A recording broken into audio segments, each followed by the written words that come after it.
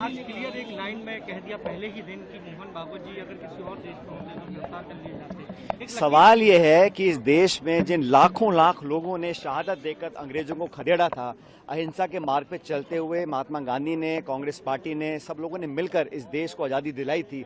उस 15 अगस्त 1947 की आज़ादी को आप आज़ादी नहीं मानेंगे, इसका क्या मतलब है?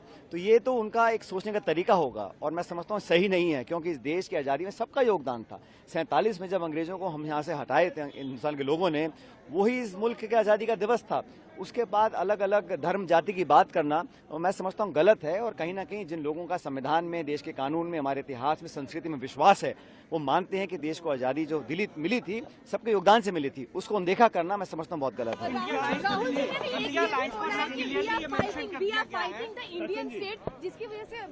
देखिए, आप सब जानते हैं संवैधानिक संस्थाओं को नीतिगत तरीके से जो कमजोर करने का काम केंद्र सरकार कर रही है, जो विश्वसनीयता होनी चाहिए निर्वाचन आयोग की, संस्थानों की, उसमें कमी आ रही है। तो हम चाहते हैं कि पारदर्शिता हो और जवाबदेही तय हो। अगर हम लोग को सवाल पूछते हैं सदन के अंदर, सदन के बाहर, उसके जवाब मिलने चाहिए। तो जो संस्थाएं हैं उनको निष्पक्ष, ट्रांसपेरेंट और क्रेडिबल होना पड़ेगा और हम लोग अपना संघर्ष जारी रखेंगे सड़कों पे, सदन के अंदर। एक चीज बताइए, क्या बीजेपी आजादी की लड़ाई को कि कहीं ना कहीं राहुल गांधी इंडियन स्टेट को नीचे दिखाने की कोशिश कर रहे हैं कि बिकॉज़ असली बात यह है कि देश की आज़ादी के संग्राम में भाजपा और उनके सहयोगी जो संस्थाएं और दल थे, उनका कोई योगदान था नहीं।